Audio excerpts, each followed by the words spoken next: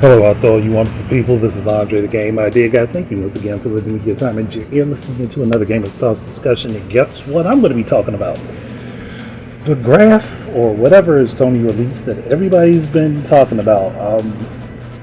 Because apparently it's showing that Sony has momentum over both Nintendo and Microsoft, even though they highlighted them as different companies than they were, but they utilized the colors that represent them.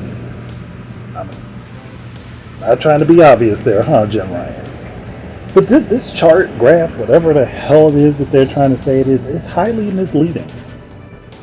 For one, they're basically saying once PS5 released, their popularity or momentum hit a peak. But if I remember correctly, PS5s were hard to come by when that platform released. So, I mean, yeah, there was definitely a fervor for them, but there was also a fervor for Xbox Series X as well as for the Nintendo Switch, and there's still a fervor for Nintendo Switches. So, I would wonder, one, how did they poll? How did they poll this? Two, what questions were asked? Three, who, besides Jim Ryan, because we know his name is stamped on it, who thought that this was a good idea to release? Especially with the recent controversies that have plagued Sony. The whole thing of having the argument over Microsoft and Activision Blizzard being purchased, and all, come on now. Now, the apparent look of it is to say that Sony is the best. That's a subjective opinion, no matter how you want to swing it. That is a subjective opinion. Now, they've had the best-selling single piece of hardware a few times for a generation. So nobody's trying to take that from them. They've had some really well-acclaimed games. Nobody's taking that from them. But to basically try to point out, well, Nintendo's basically hit a flat line and Microsoft just fallen off, one of those things really isn't true. Especially if you look at recent history, especially with the pandemic hitting, and how well Animal Crossing did at the start of the pandemic, as well as Nintendo consistently having games that are million sellers, first-party games, as well as a large number of third-party games being million sellers on the Switch. So something is fishy here. Now, again, it depends on how this poll was taken. Now, if it was a poll that was specified to Sony's fan base, or specifically Sony fans, because I didn't see anything that anyone was able to just give questions and answers to. So, I don't know how this was polled. And I am a part of multiple different entities that would get this type of information, as well as being a game tester. So this would be something that would be up my league. But I didn't see it. Now, maybe I missed it. There's a potential chance it may have graced me and I missed it. But I kind of think that if you did something like this, it comes with a skewed perception if you only lean towards your specific fan base. Now, I can go over the different arguments people have online over it, and the specific Sony fans, well, yeah, they are the best. Just because you agree with what it shows, which still is nonsensical, because how do you interpret momentum into sales and other stuff? Because Sony is down on that one. Yeah, they may have the highest revenue, but their costs are also up there with their revenue, so they're not really making anything. So it's one of those things, is just because it looks like it is something that you agree with doesn't mean that data is interpreted properly. As I just basically said and put out there, Sony's graph could be interpreted in multiple different ways, and the way that I just interpreted it for you shows it's lying. Nintendo has been on an upward momentum shift since the launch of the Switch. They didn't flatline. Because if they flatlined, the Switch wouldn't have sold anywhere near as well as it did. Breath of the Wild wouldn't have sold as well as it did. Tears of the Kingdom wouldn't be selling as well as it is right now. Animal Crossing wouldn't have done as well as it did.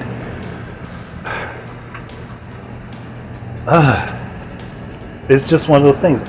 Super Mario Odyssey wouldn't have done as well as it did. Most of Nintendo stuff wouldn't have made money.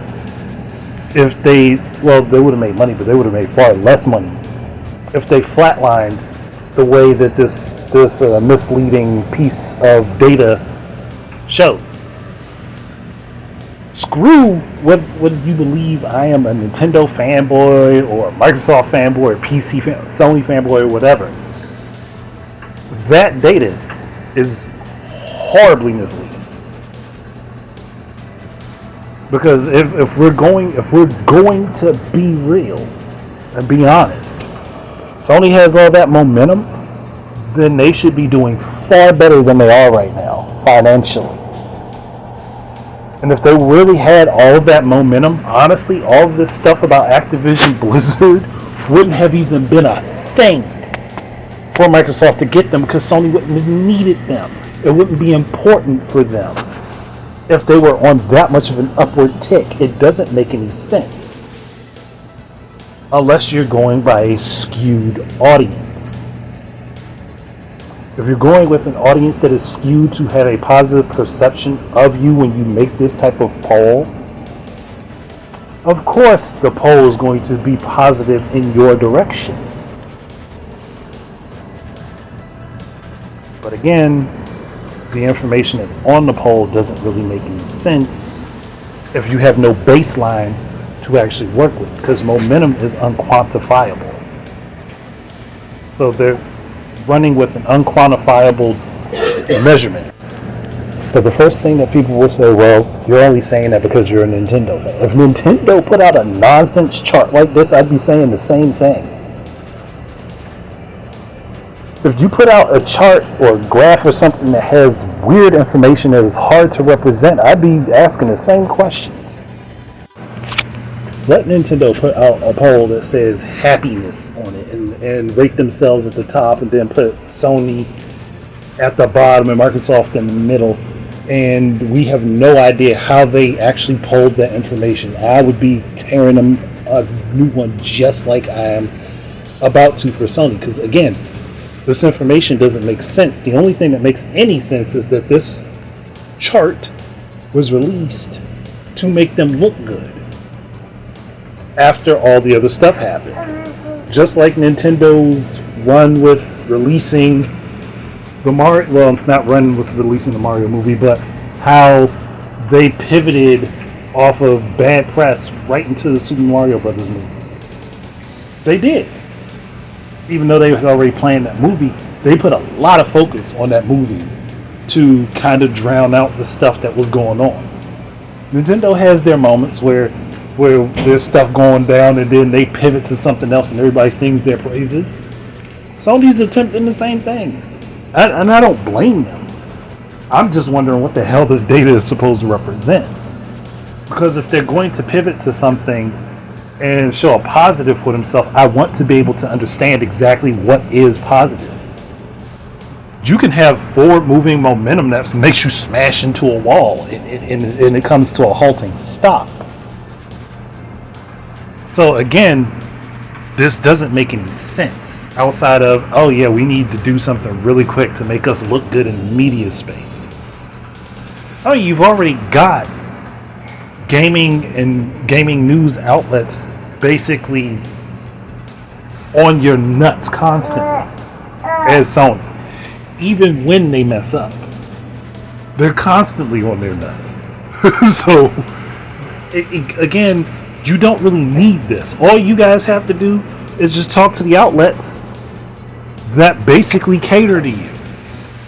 That's all you need to do. That's all that's required. So this chart, I'm just wondering, like, who did you poll? If you actually polled anyone. That's another thing to think about, because Sony has been caught in many lies. So who did you poll?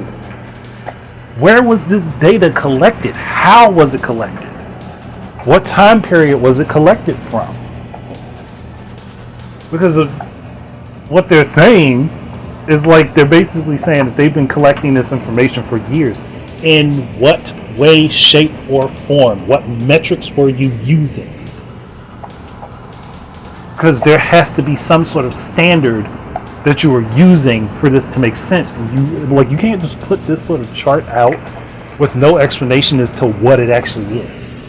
Momentum is not a good explanation. Because I just dispelled that, basically saying, Nintendo's had rising momentum since the launch of the Switch.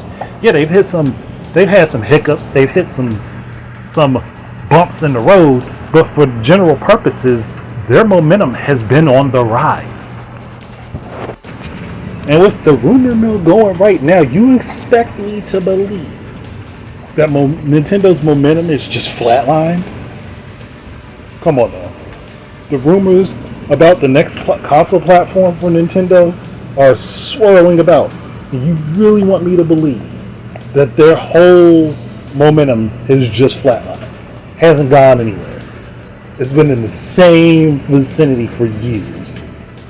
Especially with the new Super Mario Bros. Movie having dropped, Tears of the Kingdom having dropped.